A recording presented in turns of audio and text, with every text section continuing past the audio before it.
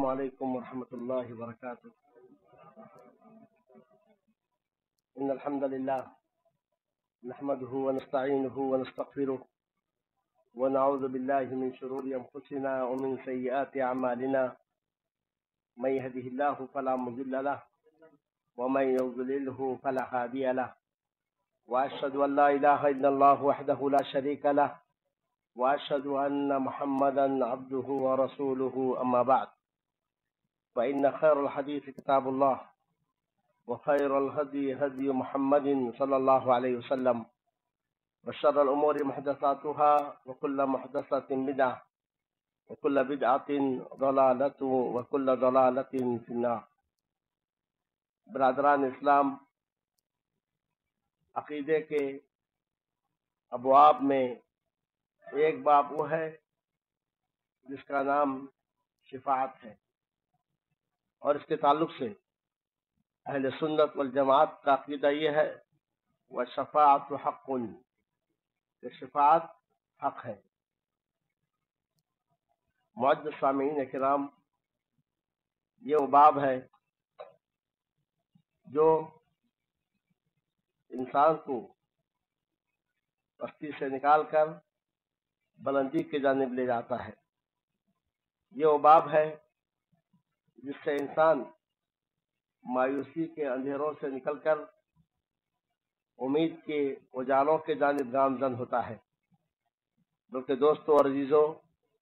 یہ وہ باب ہے جو انسان میں انسان کو عمل کے میدان میں آگے بڑھاتا ہے اور شرک سے نکل کر توحید کے راستے پر گامزن کرتا ہے۔ اسی لیے معزز سامعین کرام، سلف علماء نے اپنی کتابوں میں خاص طور سے شفاعت کا ذکر کیا ہے، اور اس بات کو دلائل کے ذریعے ثابت کیا ہے کہ کل قیامت کے روز شفاعت ہوگی۔ انبیاء کرام شفاعت کریں گے، فرشتے بھی شفاعت کریں گے، شہداء اور صالحین بھی شفاعت کریں گے۔ بلکہ معزز سامعین کرام، نیک اعمال جو انسان انجام دیتا ہے یہ بھی انسان کے لیے شفاعت کریں گے، اور اس کی دلیل وہ مشہور حدیث ہے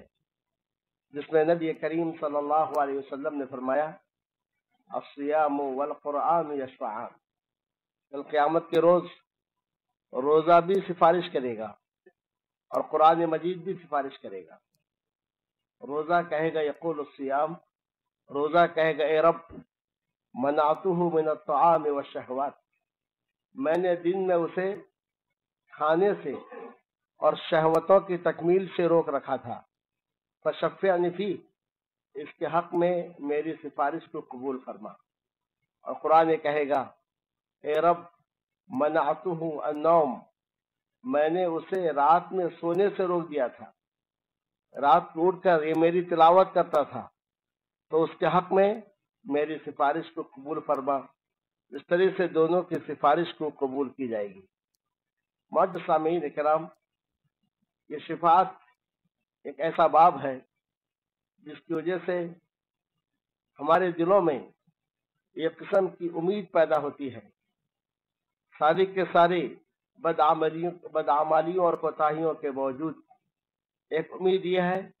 کہ اللہ عز و جل نے چاہا کہ اس سفارش کے ذریعے سے ہم جنت میں داخل ہوں گے۔ معزز سامعین کرام، کل قیامت کے روز جو شفاعتیں ہوں گی، ان شفاعتوں کی کئی قسمیں ہیں، اور ان ساری شفاعتوں میں ایک وہ شفاعت ہے جس کو شفاعت کبریٰ یا ایک شفاعت عظمیٰ کہا جاتا ہے۔ یہ وہ شفاعت کبریٰ یا شفاعت عظمیٰ ہے جس کی جانب اشارہ کرتے ہوئے ہمارے نبی صلی اللہ علیہ وسلم نے فرمایا کہ کل قیامت کے روز جب اللہ عز و جل اگلوں کو اور پچھلوں کو ایک میدان میں جمع کرے گا، اور وہ بھی اس طرح سے کہ ایک کی آواز کو سب سن لیں گے، اور انسان ایک نگاہ سے سب کو دیکھ لے گا، اور ایسے وقت میں سورج ان کے سروں کے اوپر ہوگا لوگ نہایت کرب میں ہوں گے۔ ایسے موقع پر لوگ ایک دوسرے سے کہیں گے الا ترون الی ما نحن فیہ، الا ترون ما بلغنا، تم نہیں دیکھتے ہم کس کرب کا شکار ہیں، تم نہیں دیکھتے کہ ہم کس مصیبت میں گرفتار ہیں۔ چلو ان انبیاء کے پاس جائیں گے اور ان سے کہیں گے کہ اللہ عز و جل کے پاس سفارش کریں تاکہ اس کرب سے ہمیں نجات ملے، ہمارے تعلق سے کوئی نہ کوئی فیصلہ ہو جائے۔ تو معزز سامعین کرام، سارے کے سارے لوگ اگلے اور پچھلے سب کے سب آدم علیہ السلام کے پاس آئیں گے۔ آدم علیہ السلام سے کہیں گے اے آدم انت ابو البشر، آپ سارے انسانوں کے باپ ہیں، اللہ عز و جل نے آپ کو اپنے ہاتھ سے پیدا کیا، اللہ عز و جل نے اپنی جانب سے روح آپ کے جسم میں پھونکی ہے اور فرشتوں سے آپ کو سجدہ کروایا، یعنی فرشتوں کو حکم دیا، انہوں نے آپ کو سجدہ کیا۔ تو دیکھو ہم کس مصیبت میں ہیں، کس کرب میں ہیں، ہمارے لیے اللہ عز و جل کے پاس سفارش کیجیے۔ آدم علیہ السلام اس کے جواب میں اپنی ایک لغزش کو ذکر کریں گے کہ اللہ عز و جل نے مجھے جنت میں ایک درخت کے قریب جانے سے روکا تھا، لیکن میں اس کے قریب گیا اور اس کے پھل کھا لیا، تو مجھے اپنے نفس کی فکر ہے، نفسی نفسی، مجھے اپنے نفس کی فکر ہے۔ اذهبوا الی غیری، دوسرے کے پاس جاؤ، دوسرے کسی شخص کے پاس جاؤ، کیونکہ میرا رب آج اس قدر غضبناک ہے کہ اس سے پہلے نہ کبھی ایسا غصہ ہوا اور نہ اس کے بعد کبھی ایسا غصہ ہوگا۔ اس کے بعد لوگ نوح علیہ السلام کے پاس آئیں گے اور نوح علیہ السلام سے کہیں گے کہ آپ اللہ عز و جل کے پہلے رسول ہیں، جسے اللہ عز و جل نے اہل شرک کی جانب بھیجا تھا، بلکہ اللہ عز و جل نے آپ کو اپنا شکر گزار بندہ عبد شکور بنایا تھا کہ آپ نہیں دیکھتے ہم کس مصیبت میں گرفتار ہیں، کس کرب کے شکار ہیں، لہذا آپ ہمارے لیے یا ہمارے حق میں اللہ عز و جل کے پاس شفاعت کیجیے۔ تو نوح علیہ السلام اس کے جواب میں کہیں گے کہ مجھ سے بھی ایک لغزش ہو گئی تھی، میں نے ایک دعا ایسی کی تھی جو مجھے کرنا نہیں چاہیے تھا، تو لہذا مجھے اپنے نفس کی فکر ہے، اذهبوا الی غیری، کسی دوسرے شخص کے پاس جاؤ، کیونکہ میرا رب آج ایسا غضبناک ہے کہ اس سے پہلے نہ کبھی ایسا غضبناک ہوا اور نہ اس کے بعد کبھی ایسا غضبناک ہوگا۔ اب لوگ ابراہیم علیہ السلام کے پاس آئیں گے اور ابراہیم علیہ السلام سے کہیں گے کہ آپ اللہ عز و جل کے نبی اور اس کے خلیل ہیں، کہ آپ نہیں دیکھتے ہم کس مصیبت میں گرفتار ہیں، کس کرب کا شکار ہیں، تو آپ ہمارے لیے اللہ عز و جل کے پاس شفاعت کیجیے کہ ہمیں اس کرب سے نجات ملے اور ہمارے تعلق سے کوئی نہ کوئی فیصلہ ہو جائے۔ ابراہیم علیہ السلام جواب میں کہیں گے کہ مجھ سے ایک لغزش ہوئی تھی، میں نے 3 مقامات پر جھوٹ کہے تھے، تو لہذا مجھے اپنے نفس کی فکر ہے، کیونکہ آج میرا رب اس قدر غضبناک ہے کہ اس سے پہلے کبھی نہ ایسا غضبناک ہوا تھا اور نہ اس کے بعد کبھی اس انداز سے غضبناک ہوگا، تو لہذا تم کسی اور کے پاس جاؤ۔ لوگ موسیٰ علیہ السلام کے پاس آئیں گے تو موسیٰ علیہ السلام سے کہیں گے کہ اللہ عز و جل نے آپ کو اپنا رسول بنایا، اللہ عز و جل نے آپ کو اپنے ہم کلامی سے مشرف کیا ہے، تو آج آپ نہیں دیکھتے ہم کس مصیبت میں گرفتار ہیں، کس کرب کا شکار ہیں، تو آپ ہمارے حق میں سفارش کیجیے۔ تو موسیٰ علیہ السلام اس کے جواب میں کہیں گے کہ میں نے ایک نفس کو قتل کیا تھا جس کا مجھے کوئی حق نہیں پہنچتا تھا، مجھے اپنے نفس کی فکر ہے، آج میرا رب اس قدر غضبناک ہے کہ اس سے پہلے نہ کبھی اس انداز سے غصہ ہوا تھا اور نہ اس کے بعد کبھی اس انداز سے غصہ ہوگا۔ نفسی نفسی، مجھے اپنے نفس کی فکر ہے، مجھے اپنے نفس کی فکر ہے، اذهبوا الی غیری، کسی دوسرے کے پاس جاؤ۔ لوگ عیسیٰ علیہ السلام کے پاس آئیں گے، کہیں گے عیسیٰ آپ اللہ کے رسول ہیں، اللہ عز و جل نے آپ کو اپنے کلمہ کن کے ذریعے پیدا کیا ہے اور اللہ عز و جل نے آپ میں اپنی جانب سے روح بھیجا تھا اور اس طریقے سے آپ کی تخلیق ہوئی ہے۔ تو آج ہم نہایت کرب میں ہیں اور پریشانی میں گرفتار ہیں، آپ ہمارے حق میں سفارش کیجیے۔ راوی یہ کہتے ہیں کہ عیسیٰ علیہ السلام اپنی کسی لفظ کا تو ذکر نہیں کریں گے، مگر یہی کہیں گے آج میرا رب اس قدر غضبناک ہے کہ نہ اس سے پہلے کبھی ایسا غصہ ہوا تھا اور نہ اس کے بعد کبھی ایسا غصہ ہوگا۔ نفسی نفسی، مجھے اپنے نفس کی فکر ہے، مجھے اپنی نفس کی فکر ہے، اذهبوا الی غیری،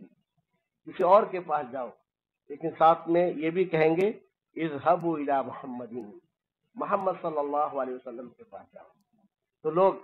نبی کریم صلی اللہ علیہ وسلم کے پاس آئیں گے اور کہیں گے آپ اللہ کے رسول ہیں، خاتم الانبیاء ہیں، آخری نبی ہیں، اور آپ سارے انسانیت کے سردار ہیں۔ تو آج ہم کس کرب میں ہیں، کس پریشانی میں ہیں، اس کا آپ کو اندازہ ہوگا۔ تو آپ ہمارے حق میں اللہ عز و جل کے پاس سفارش کیجیے۔ تو نبی کریم صلی اللہ علیہ وسلم کے جواب میں کہیں گے انا لہا انا لہا، کہ یہ وہ شفاعت ہے جس کے لیے میں ہوں، یعنی جس کا میں حقدار ہوں، یہ وہ شفاعت ہے جس کا میں حقدار ہوں۔ اس کے بعد آپ صلی اللہ علیہ وسلم آگے بڑھیں گے، عرش کے نیچے آئیں گے، سجدے میں گر جائیں گے، ایک طویل مدت تک، ایک لمبی مدت تک آپ صلی اللہ علیہ وسلم سجدے میں پڑے رہیں گے۔ آپ صلی اللہ علیہ وسلم فرماتے ہیں کہ اس سجدے کی حالت میں اللہ عز و جل کی جانب سے مجھ پر الہام ہوگا، اللہ عز و جل کے بہت سارے نام اور صفات کا علم ہوگا جو مجھے ابھی علم نہیں ہے، اور میں ان ناموں کے ذریعے سے، ان صفات کے ذریعے سے اللہ عز و جل کی تعریف کروں گا، اس کی ثنا بیان کروں گا۔ ایک مدت گزرنے کے بعد کہا جائے گا یا محمد، اے محمد صلی اللہ علیہ وسلم، ارفع راسک، اپنے سر کو اٹھاؤ، سل تعطا، مانگو دیا جائے گا، قل یسمع لک، کہو تمہاری بات سنی جائے گی، واشفع تشفع، شفاعت کرو اور آپ کی شفاعت قبول کی جائے گی۔ تو معزز سامعین کرام، یہ وہ شفاعت ہے جس کو کہا جاتا ہے شفاعت عظمیٰ، یا کہ شفاعت کبریٰ، اور یہ شفاعت اہل موقف کے لیے ہوگی، اور اس شفاعت کے بعد پھر جو ہے عدل و انصاف بٹھایا جائے گا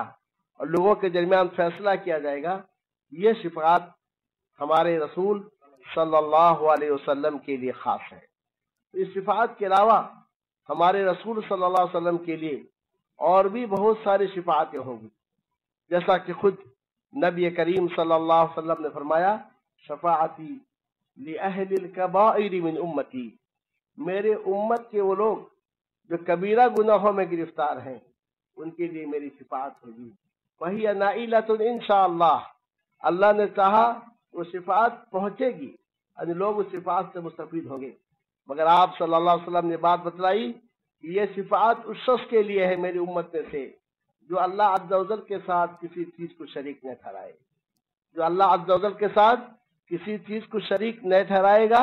اس کے لیے شفاعت ہوگی۔ اور معزز سامعین کرام، اس شفاعت کی روح سے آپ صلی اللہ علیہ وسلم ایسے لوگوں کے لیے بھی سفارش کریں گے کہ جن کے گناہیں ان کی نیکیوں سے زیادہ ہوں گی، لیکن آپ کی شفاعت کی وجہ سے بغیر جہنم میں داخل ہوئے وہ جنت میں داخل ہوں گے۔ اور اس طریقے سے آپ صلی اللہ علیہ وسلم کی شفاعت ایسے لوگوں کے لیے بھی ہوگی جو اپنے گناہوں کی وجہ سے جہنم میں چلے جائیں گے،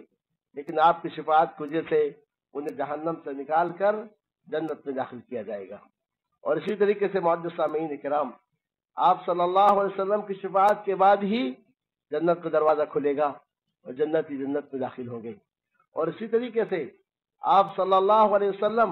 ان لوگوں کے لیے بھی سفارش کریں گے جنہیں بغیر حساب کے، بغیر کتاب کے جنت میں داخل کیا جائے گا۔ حتیٰ کہ بہت سارے لوگ جو جنت میں داخل ہوں گے ان کے درجات نیچے ہوں گے، مگر آپ صلی اللہ علیہ وسلم کی شفاعت کی وجہ سے ان کے درجات بلند ہوں گے۔ اور اس طریقے سے آپ جانتے ہیں کہ آپ کے چچا ابو طالب کے لیے بھی آپ کی شفاعت ہوگی، اور جس کی وجہ سے جہنم کا سب سے ہلکا عذاب انہیں دیا جائے گا۔ الغرض معزز سامعین کرام، یہ ہمارے نبی کریم صلی اللہ علیہ وسلم کی شفاعت ہوں گی۔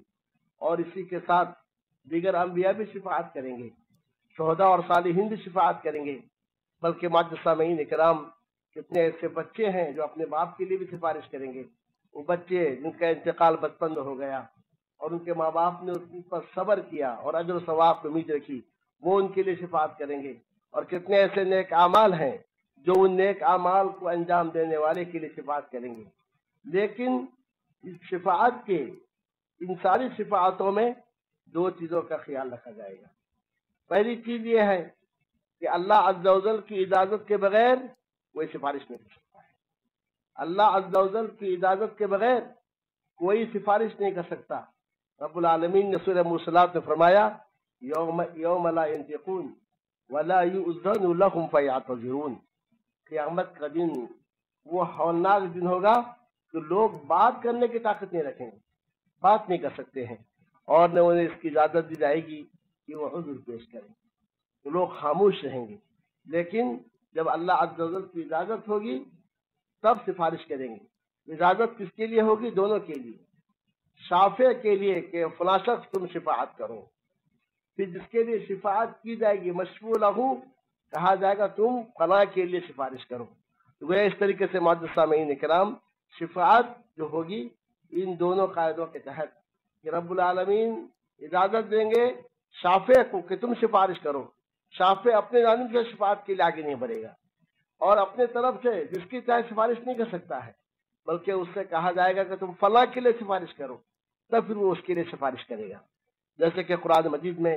جا بجا اللہ عز و جل نے اس حقیقت کو بیان کیا ہے کہ من ذا الذی یشفع عندہ الا باذنہ،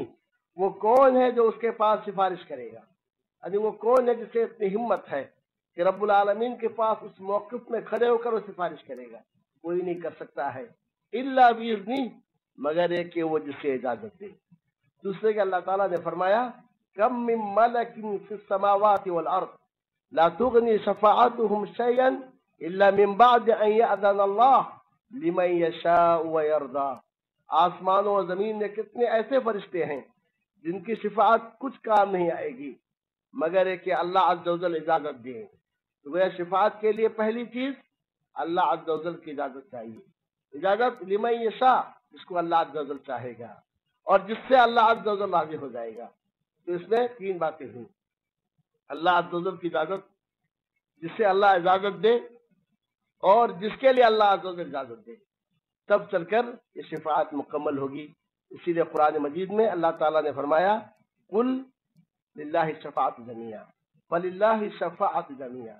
اے نبی آپ ان سے کہہ دو ساری کی ساری شفاعتیں اللہ عز و جل کے لیے ہیں۔ یہ جو مشرکین جب ان سے کہا جاتا ہے کہ دین کو قبول کرو، توحید کو قبول کرو، رسول پر ایمان لاؤ، ان بتوں کی عبادت نہ کرو، اور ان کے لیے جو ہے عبادت کے انواع و اقسام کو ان کے لیے انجام نہ دو، تو جواب میں کہتے ہیں ہؤلاء شفعاؤنا عند اللہ، یہ اللہ کے پاس ہمارے سفارشی ہوں گے۔ تو ان سے پوچھو کیا تم اللہ کو ایسی باتوں کی خبر دیتے ہو جس کے تعلق سے خود اللہ کو نہیں معلوم کہ آسمان و زمین میں کوئی ہے جو اس کے پاس سفارش کر سکتا ہے؟ تو وہ تم کون ہو کہ اپنے جانب سے کہو کہ فلاں ہمارے لیے سفارش کریں گے، جبکہ ساری کی ساری شفاعت اور ساری کی ساری سفارش کس کے لیے ہے؟ اللہ عز و جل کے لیے ہے۔ تو معزز سامعین کرام ساری کی ساری شفاعت اللہ عز و جل کے لیے، اس کا مطلب یہ ہے کہ کل قیامت کے روز اللہ عز و جل کی اجازت کے بغیر شفاعت کا عمل نہیں ہوگا، اور وہ بھی جس کو حکم دیں گے اور جس کے لیے حکم دیں گے۔ تو معزز سامعین کرام یہیں سے بات معلوم ہوئی کہ شفاعت کا سارا دار و مدار کس پر ہے؟ اللہ عز و جل کی اجازت پر ہے۔ جب شفاعت کا سارا دار و مدار اللہ عز و جل کی اجازت پر ہے تو پھر برادران اسلام آج ہم لوگوں کو دیکھتے ہیں کہ اس شفاعت کے آڑ میں لوگ بد عملی اور بے عملی دونوں کا شکار ہوتے جا رہے ہیں۔ ایک طرف بد عقیدگی ہے، دوسری طرف کیا ہے؟ بے عملی ہے۔ لوگ نماز سے دور ہوتے جا رہے ہیں، روزوں سے دور ہوتے جا رہے ہیں، اور نیک اعمال سے دور ہوتے ہوئے جا رہے ہیں۔ دین بیداری عام ہو چکا ہے، اور جب ان سے کہا جاتا ہے کہ اللہ کے دین کے جانب آؤ، اپنے اعمال کی اصلاح کرو، اپنے عقیدے کی اصلاح کرو، اور فلاں اعمال ایسے ہیں جو انسان کو جہنم تک لے جائیں گے، تو وہ شفاعت کا حوالہ دیتے ہیں کہ فلاں کا دامن پکڑ کر ہم جنت میں چلے جائیں گے۔ چاہے وہ کسی نبی کا نام لے، چاہے وہ اپنے تعین جو ہے کسی ولی یا کہ کسی نیک بندے کا نام لے. لیکن معزز سامعین اکرام، یہاں سوال یہ پیدا ہوتا ہے کہ جب شفاعت کا سارا دار مدار اللہ عز و جل کی اذن اور اجازت پر ہے، تو پھر ہمیں کیا حق پہنچتا ہے کہ اپنے طرف سے ہم کہیں کہ فلاں کا دامن پکڑ کر یا کہ فلاں کی سفارش سے ہم جنت میں چلے جائیں گے، جبکہ سفارش کے لیے ضرورت ہے کس کی؟ اللہ عز و جل کی اجازت کی ضرورت ہے. اور جب اللہ اجازت ضرورت ہے تو اللہ عز و جل فرمائے لمن یشاء ویرضا، اللہ جس سے چاہے اور جس سے راضی ہو جائے. تو معزز سامعین کرام، ایک طرف ہم ایسے اعمال کریں جن سے اللہ عز و جل ناراض ہو، اور دوسری جانب ہم یہ امید رکھیں کہ ہمیں شفاعت فلاں کی نصیب ہوگی، یہ خام خیالی ہے، اس کے آگے کوئی چیز نہیں ہے. تو لہذا جب شفاعت برحق ہے اور ہمیں ایک ہر شخص شفاعت کا امیدوار ہے، تو پھر ہمیں یہ چاہیے معزز سامعین کرام ایسے کام کریں جن سے اللہ عز و جل راضی ہو جائے، جن سے رب العالمین خوش ہو جائے.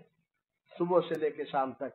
اور بلوغت سے لے کر وفات تک انسان اپنی زندگی میں مختلف قسم کے اعمال انجام دیتا ہے. ان اعمال کو انجام دیتے ہوئے ہمیں اس چیز کو سامنے رکھنا ہے کہ ہمارا رب ہم سے راضی ہو جائے. اگر اس چیز کو سامنے رکھے کہ ہمارا رب ہم سے راضی ہو جائے، تو معزز سامعین اکرام جب وہ رب آپ سے راضی ہو جائے گا تو پھر کل اسی رب کے حکم سے انبیاء آپ کے لیے سفارش کریں گے، شہداء آپ کے لیے سفارش کریں گے، صالحین اور صدیقین آپ کے لیے سفارش کریں گے. لیکن جب وہ رب ناراض ہو جائے تو اللہ تعالیٰ نے فرمایا فما تنفعهم شفاعت الشافعین، ایسے لوگوں کے لیے سفارش کرنے والوں کی سفارش کوئی نفع نہیں دے گی. تو معزز سامعین کرام، اسی لیے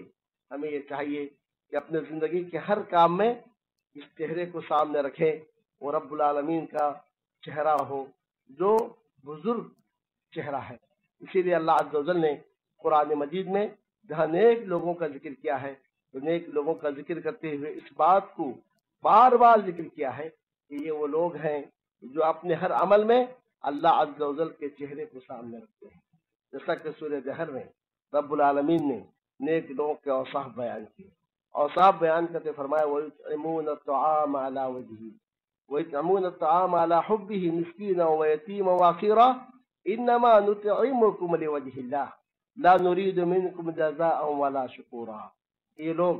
مال کی محبت کے باوجود، مال کو چاہنے کے باوجود، مال کے پیار کے باوجود، یہ کہ اللہ کے محبت پر مال کا یتیم کو، قیدی کو، فقیر کو کھلاتے ہیں،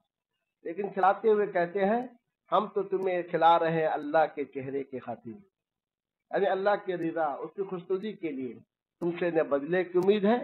تم سے نہ ہم شکریہ کے کلمات چاہتے ہیں. تو برادران اسلام، اسی لیے ایک حدیث میں ہے کہ سعد ابن معاذ کے تعلق سے کہ وہ انتقال کے وقت انہوں نے نبی کریم صلی اللہ علیہ وسلم سے کہا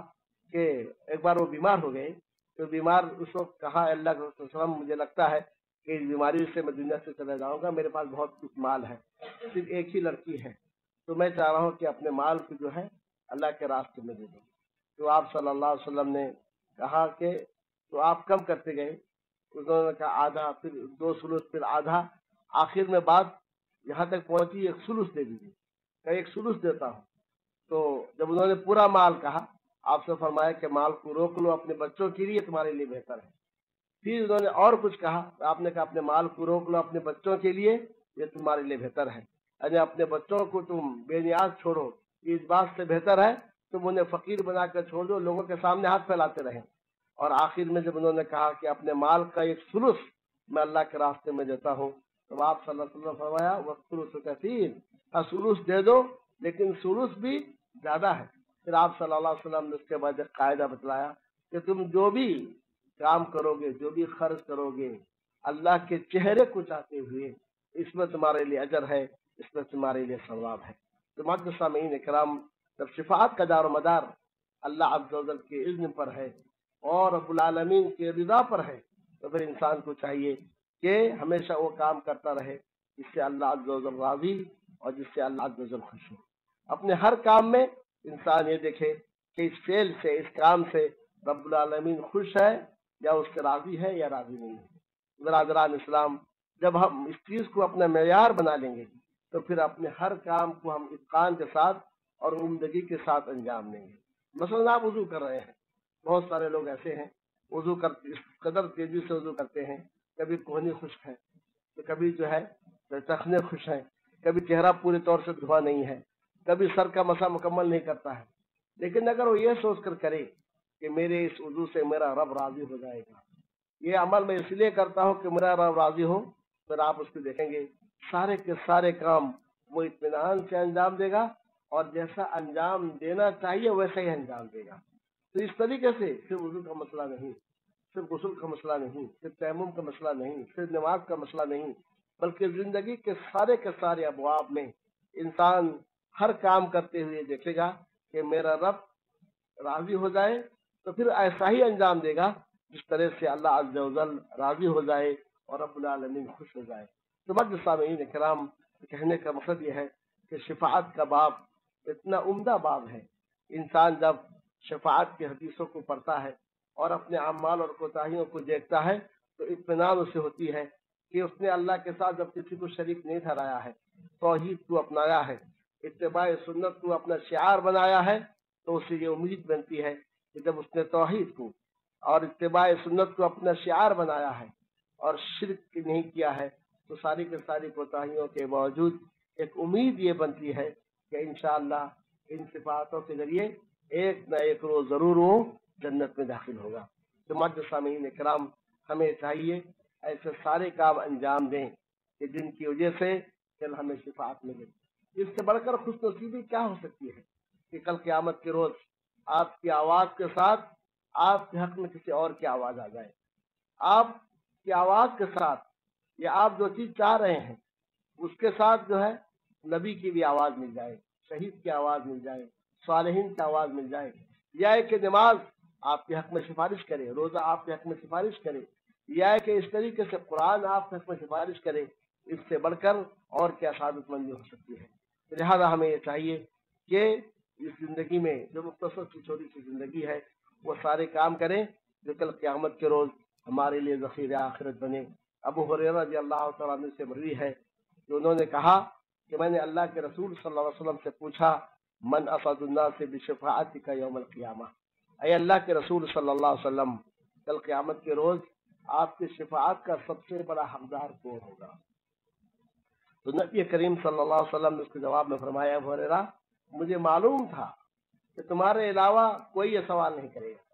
کیونکہ حدیث میں تمہیں زیادہ شوق ہے، حفظ ہے۔ پھر اس کے بعد آپ صلی اللہ علیہ وسلم نے فرمایا، من قال لا الہ الا اللہ خالصا من قلبہ، کہ کل قیامت کے روز میری شفاعت کا سب سے زیادہ حقدار وہ انسان ہوگا جو لا الہ الا اللہ کہے دل کے اخلاص کے ساتھ۔ صرف لا الہ الا اللہ کہنا مقصود نہیں ہے، ورنہ سارے لوگ تو لا الہ الا اللہ کہتے ہیں، لا الہ الا اللہ کہے اس کے شروط کے ساتھ۔ اہل علم نے اس کے 7 شروط بتلائے ہیں، تو ان شروط کو جو اہل علم نے بتلایا ہے مختلف احادیث کو سامنے رکھتے ہوئے 7 شروط بتلائے ہیں۔ جب لا الہ الا اللہ کو ان شروط کے ساتھ انجام دیا جائے تب لا الہ الا اللہ اس کے قائل کے لیے نفع بخش ہوگا۔ ان شروط میں سے پہلی شرط کیا ہے؟ علم، یعنی لا الہ الا اللہ کا معنی جاننا ہے، یا کہ اس کے مفہوم سے آگاہ ہونا ہے۔ اللہ تعالیٰ نے فرمایا فَعْلَمْ أَنَّهُ لَا إِلَٰهَ إِلَّا اللَّهُ، تم جان لو وہی نہیں ہے کوئی معبود برحق مگر اس کی۔ تو گویا یہ جاننا ہے لا الہ الا اللہ کہتے ہوئے کہ اس کے سوا کوئی سچا معبود نہیں ہے۔ لا الہ الا اللہ بھی کہیں اور دوسروں کو بھی معبود جانے تو اس کا مطلب آپ کو لا الہ کا معنی معلوم ہی نہیں ہے۔ تو اس لیے کہ اللہ تعالیٰ نے فرمایا الا من شہد بالحق وهم يعلمون، سوائے ان لوگوں کے جو حق کی یعنی لا الہ الا اللہ کی گواہی دے اس کے معنی کو جانتے تھے۔ اور نبی کریم صلی اللہ علیہ وسلم نے فرمایا من مات وهو يعلم ان لا الہ الا اللہ دخل الجنہ، جو اس حال میں مر جائے کہ وہ جانتا ہے اللہ کے سوا کوئی سچا معبود نہیں، جنت میں داخل ہو گیا۔ تو لا الہ الا اللہ کا معنی اور مفہوم کو جاننا ضروری ہے۔ یہ ضروری نہیں کہ لا کا معنی جانے، الہ کا معنی، اللہ کا معنی، یہ ضروری نہیں ہے۔ لا الہ الا اللہ کا جو مفہوم ہے اس مفہوم کو اگر کوئی جانتا ہے تو وہ اس کے لیے نجات ہے۔ صرف معنی جاننا کافی نہیں ہے، انہیں عرب کے لوگ عربی زبان کو جیسے معنی تو جانتے تھے، مشرکین مکہ معنی جانتے تھے، اسی لیے وہ اقرار نہیں کرتے تھے۔ اقرار کرنے کا مطلب سارے کے سارے معبودوں کو چھوڑنا ہے، تو جب ان سے کہا گیا قولوا لا الہ الا اللہ تفلحوا، لا الہ الا اللہ کہو کامیاب ہو جاؤ گے۔ کلمہ ایک ایسی بات ہے کہ تم کہو گے عرب عجم تمہارے تابع ہو جائیں گے۔ کیا بتلاؤ کون سی بات ہے؟ لا الہ الا اللہ کا نہیں، یہ نہیں کہیں گے ہم، کیونکہ لا الہ الا اللہ کہنے کا مطلب یہ ہے سارے معبودوں کو چھوڑنا ہے، آبا اور اجداد کی تقلید کو چھوڑنا ہے، اپنے عرف کو، اپنے رسم و رواج کو چھوڑنا ہے۔ اور اس کلمے کو کہنے کا مطلب یہ ہے کہ اپنے ماحول سے جنگ لڑنا ہے۔ اس لیے اس کلمہ کا معنی کو جانتے ہوئے اقرار نہیں کرتے تھے۔ اس سے بات معلوم ہوئی کہ لا الہ الا اللہ کا معنی جاننا کافی نہیں ہے، بلکہ ضرورت ہے اس بات کی کہ اس کلمے پر آپ کو یقین ہو۔ اسی لیے قرآن مجید میں اللہ عز و جل نے فرمایا کہ وَلَمْ يَرْتَابُوا، جو اللہ پر ایمان لائے اور شک نہیں کی، یعنی اس کے معنی کو جو آپ جانتے ہیں اس پر آپ کو شک نہ ہو۔ اور حدیث شریف میں آپ صلی اللہ علیہ وسلم نے لا الہ الا اللہ کا ذکر کرتے فرمایا مستیقنا بها قلبه، کہ اس کے دل میں اس کے پر یقین ہو۔ تو لہذا پہلا علم اور دوسری چیز کیا ہے؟ اس معنی پر یقین ہو۔ لیکن یہاں پر ایک سوال ہے پیدا ہوتا ہے، ابو طالب کو یقین تھا کہ نبی کریم صلی اللہ علیہ وسلم سچے نبی ہیں، آپ کا لایا ہوا دین برحق دین ہے، لیکن اس کے باوجود یہ معنی جاننا اور یقین کرنا ان کے لیے نجات کا ذریعہ نہیں بنا، پھر وہ جہنم میں داخل ہوں گے۔ تو اس سے معلوم ہوا کہ صرف لا الہ الا اللہ کا معنی جاننا اور اس کے معنی پر یقین کرنا کافی نہیں ہے، بلکہ یہ بھی چاہیے کہ اس کا اقرار کرے، اسے قبول کرے۔ نبی کریم صلی اللہ علیہ وسلم فرمایا کہ من قبل منی الکلمہ، جو مجھ سے اس کلمے کو قبول کر لے جسے میں نے اپنی چچا پر پیش کیا اور انہوں نے اسے رد کر دیا، یہ کلمہ اس کے لیے نجات ہے۔ کیونکہ لا اللہ کا معنی کو جانیں، پھر اس معنی پر یقین کریں، پھر اس کلمے کو قبول کر لیں۔ جب اس کلمے کو قبول کر لیں گے تب یہ کلمہ آپ کے لیے نجات کا ذریعہ بنے گا۔ صرف قبول کرنا کافی نہیں ہے، بلکہ قبول کرنے کے ساتھ یہ بھی چاہیے اس کلمے کے تابع دار ہو جائیں، اس کو انقیاد اور تابع داری کہتے ہیں۔ تو اللہ تعالیٰ نے وَمَن يُسْلِمْ وَجْهَهُ لِلَّهِ وَهُوَ مُحْسِنٌ، کہ جو اپنے چہرے کو اللہ کے تابع کر دے اور وہ نیکوکار ہو۔ تو اس کا مطلب یہ ہے اس کلمے کو اقرار کرنے کے بعد، قبول کرنے کے بعد آپ اس کلمے کے تابع ہو جائیں، کلمہ جو جو حکم دے اس کو آپ مانتے ہو جائیں۔ یہ ہے تابع داری، یہ ہے انقیاد۔ ان چار باتوں کے بعد پانچویں شرط یہ ہے معزز سامعین کرام کہ اس کلمے کو جو آپ یقین کریں، قبول کر لیں، اس کلمے کو قبول کرنے کے بعد دل میں کسی قسم کا قبول کرنے کے بعد دل میں کسی قسم کا نفاق نہ ہو، یعنی سچائی کے ساتھ قبول کریں۔ بعض روایت میں صادقا من قلبہ کا لفظ ہے۔ سچائی کا مطلب یہ ہے منافقین قبول کر لیے تھے، مسجدوں میں نماز پڑھنے آتے تھے، نمازوں سے غراضی نہیں ہوتے تھے، لیکن سچائی ان کے ساتھ نہیں تھی۔ زبان سے قبول کیے تھے، دل اور زبان میں موافقت نہیں تھی، اس لیے انہیں جھوٹا کہا گیا ہے۔ تو لہذا اس کلمے کو قبول کرنے کے ساتھ قبول کرنے میں دل اور زبان میں موافقت ہو، سچائی ہو، کسی قسم کا جھوٹ اور نفاق نہ ہو۔ اور اسی کے ساتھ جو شرط ہے، پانچویں شرط، وہ یہ ہے جیسا حدیث میں ذکر کیا گیا کہ اس کلمے کو قبول کرنے کے بعد اخلاص کے ساتھ قبول کریں، پھر شرک نہ کریں۔ آج کتنے ایسے مسلمان ہیں جو اس کلمے کا اقرار کرتے ہیں، اس کلمے کو انہوں نے قبول کیا، اپنے جھنڈوں میں لکھتے ہیں، اپنے گھروں میں اس کا تختہ لکھ کر آویزہ کرتے ہیں، حتیٰ کہ بہت ساروں کو دیکھا گیا کہ کفن کے کپڑے میں بھی لکھتے ہیں، لیکن ان سارے چیزوں کے باوجود معزز سامعین کرام شرک پہ پھنسے ہوئے ہیں۔ تو اس کلمے کو شرک کے ساتھ قبول کرنے سے کوئی فائدہ نہیں ہے۔ تو آپ صلی اللہ علیہ وسلم نے اسی کی جانب اشارہ فرما کیا کہ خالصا من قلبی، اخلاص کے ساتھ، یعنی شرک کے بغیر اس کلمے کو قبول کریں۔ اور پھر برادران اسلام، اس کلمے کے مزید شروط میں ایک شرط یہ ہے کہ اس کلمے کے ساتھ محبت ہو، اس کلمے کے ساتھ محبت ہو، یعنی جس طریقے سے انسان جس سے محبت کرتا ہے، اس کو سننا چاہتا ہے، اس کا ذکر کرتا ہے، تو آپ اس کلمے سے محبت کریں اور اس کا ذکر بار بار کریں۔ اور ایسی محفل جہاں توحید کا بیان ہو وہاں آپ شوق کے ساتھ حاضر ہوں، کیونکہ اللہ تعالیٰ نے منافقین کے تعلق سے فرمایا کہ جب اللہ کا ذکر کیا جاتا ہے تو ان کے دل بھجکنے لگتے ہیں، جب غیر اللہ کا ذکر ہوتا ہے تو خوش خوش حاضر ہوتے ہیں۔ اللہ تعالیٰ نے مومنوں کے تعلق سے فرمایا والذین آمنوا اشد حبا للہ، جو ایمان لائے وہ اللہ تعالیٰ سے خوب محبت کرنے والے ہیں۔ تو گویا معزز سامعین کرام، کلمہ لا الہ الا اللہ کلمہ نجات ہے، کلمہ نافعہ ہے، لیکن اس کے شروط کے ساتھ۔ اس لیے وہب بن منبہ سے پوچھا گیا کیا کلمہ لا الہ الا اللہ کلمہ نجات نہیں ہے؟ تو کہا ہاں، لیکن کیا جنت کی چابی نہیں ہے؟ کہا ہاں جنت کی چابی ہے، لیکن ہر چابی کے دندانے ہوتے ہیں، دندانے ہیں تو تالا کھلے گا، ورنہ تالا نہیں کھلے گا۔ تو کلمہ لا الہ الا اللہ کے یہ 7 شروط ہے، جب انسان ان 7 شروط کو بجا لائے گا تو پھر جنت کا دروازہ کھلے گا۔ الغرض معزز سامعین کرام، ہم میں کا کون ہے جو اپنے عمل کے بل بوتے پر کہے گا کہ جنت میں چلا جائے گا؟